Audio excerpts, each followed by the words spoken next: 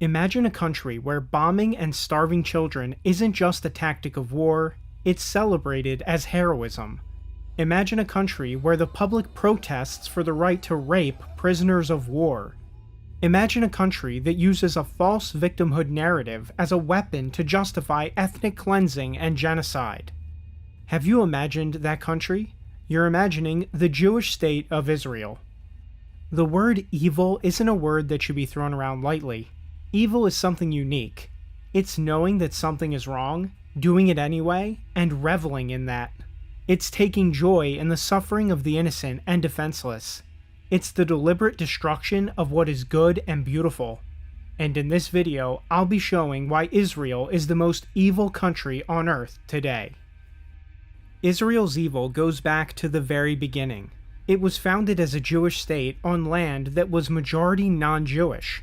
The very beginning of Israel is a story of betrayal, terrorism, and racial extermination. In the early 1900s, Zionists were originally led into Palestine by native Palestinians with open arms. Palestinians at the time failed to understand the gravity of what the Zionist movement truly wanted for their land. It was the biggest mistake they ever made, and one they've been regretting since. When control of Palestine was passed from the Ottoman Empire to the British Empire after World War I, Zionist terrorism truly began. The Palestinians were betrayed by their guests, and Jews stole street after street, town after town.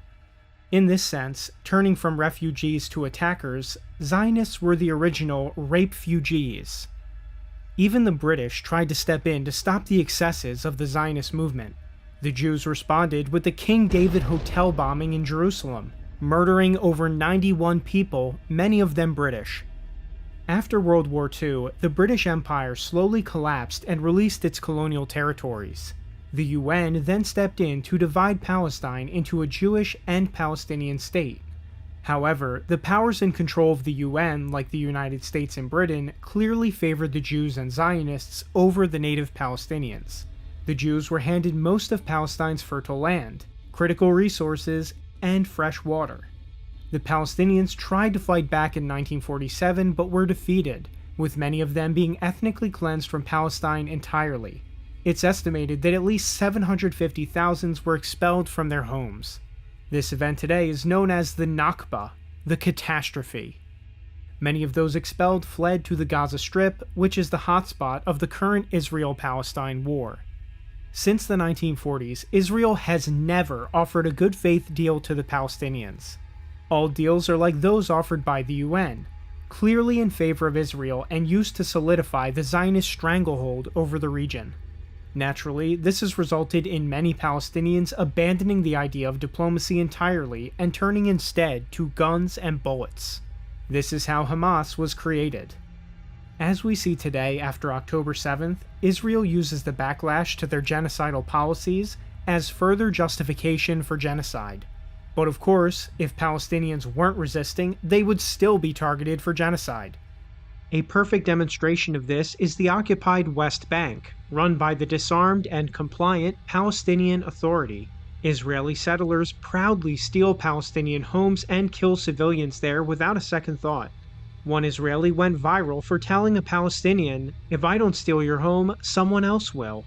You are stealing my house. And if I don't steal it, someone else is gonna steal it. No one is allowed to steal it, ya ammi. So, whether they fight or behave compliantly, Palestinians are backed against the wall.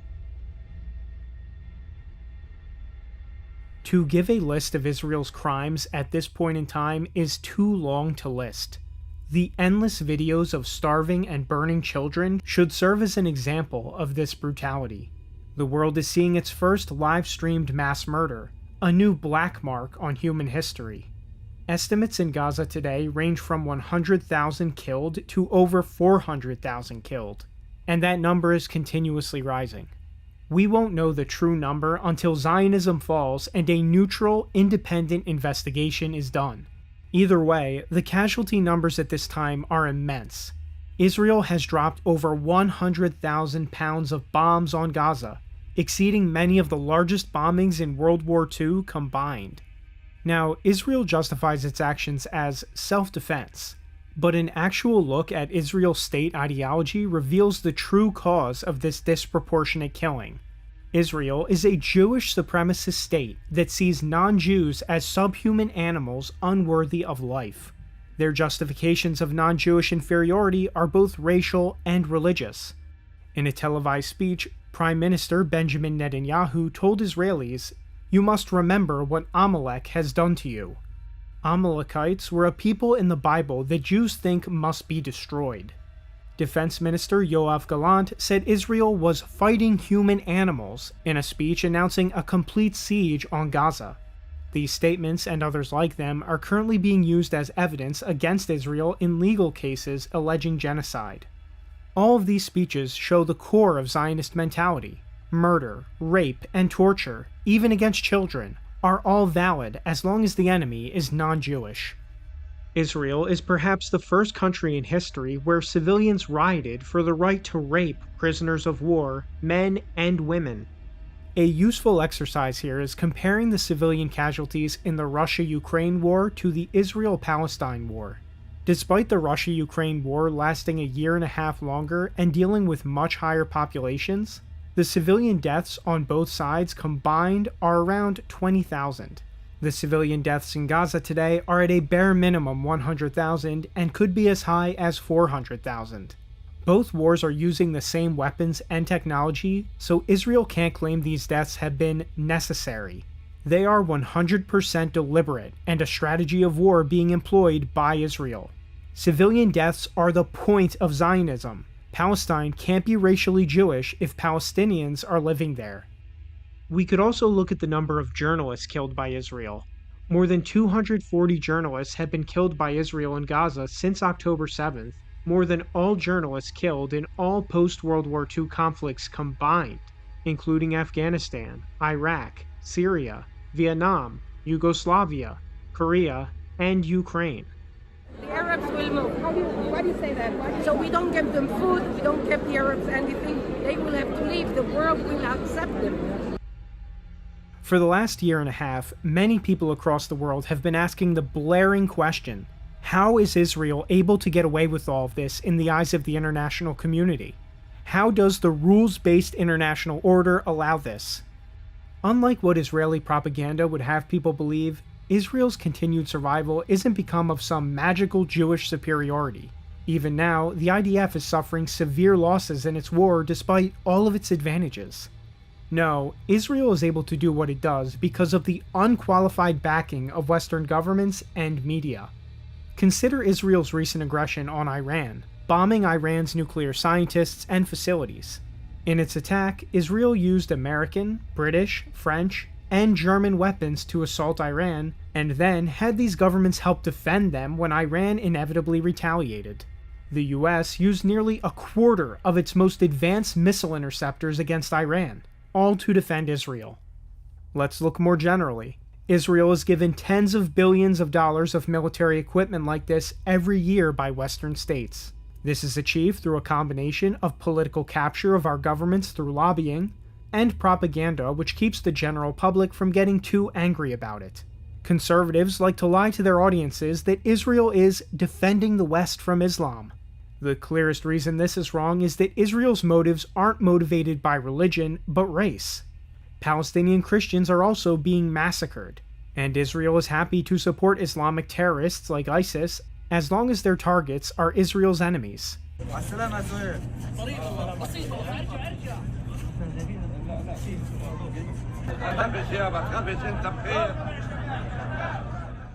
Let me ask you a simple question.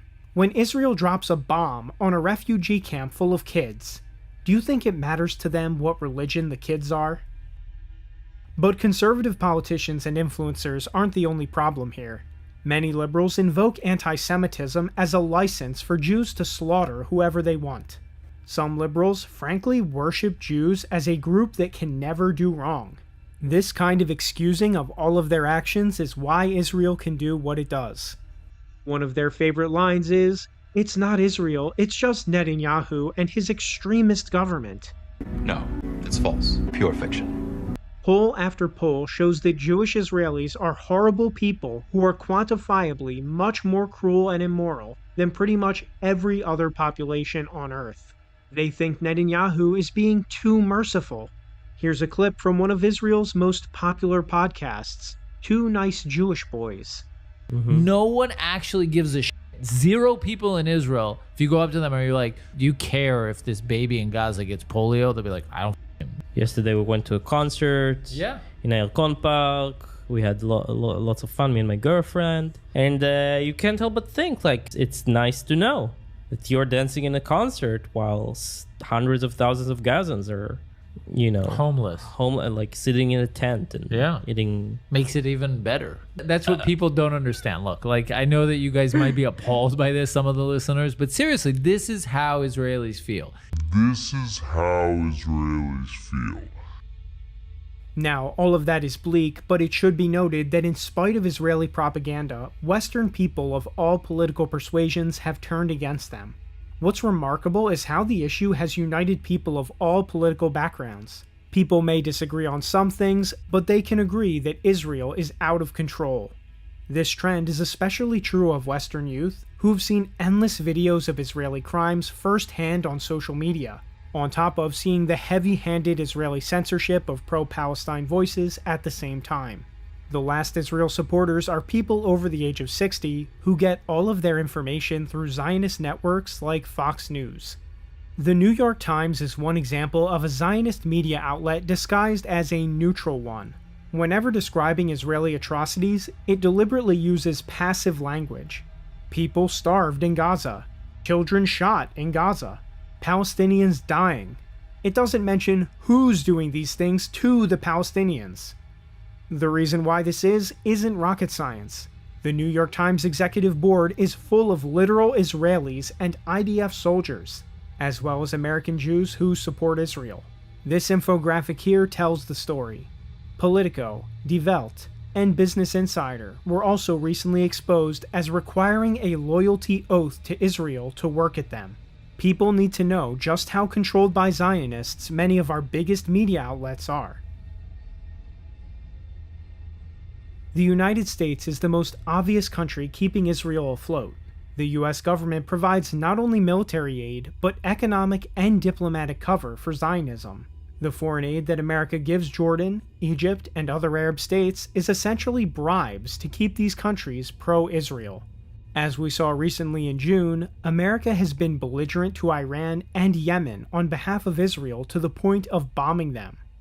If the United States ended all of its support for Israel today, Zionism would collapse. America acts as direct life support, keeping the Israeli system going. This Western support for Israel is why the "I don't care about either side" guys are so absurd. If you live in the West or Western Europe, your government has already picked a side and is propping it up. If you truly opposed both sides, you would be against Israel only, since that is the side you're actually connected to. Our countries are directly involved in this, whether one likes it or not.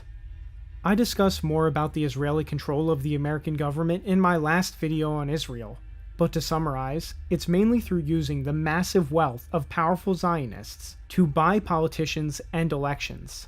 Simultaneously, anti-Israel voices among the people are controlled by censorship. Consider how TikTok was briefly one of the most anti-Israel platforms online. In response to this, it was directly threatened and censored by the US government. Now TikTok has put a Jewish Zionist and former IDF soldier to draft its hate speech policy. I grew up in a traditional Jewish household, but in an untraditional decision, after graduating from Michigan, I made Aliyah and enlisted in the Israel Defense Forces. I spent the next 2 years serving as a madrichat shirion, an instructor in the Armored Corps. To many, this might seem like a contradiction. For a woman who identifies as liberal and progressive to be a Zionist so committed as to join the IDF, for me, these two identities go hand in hand.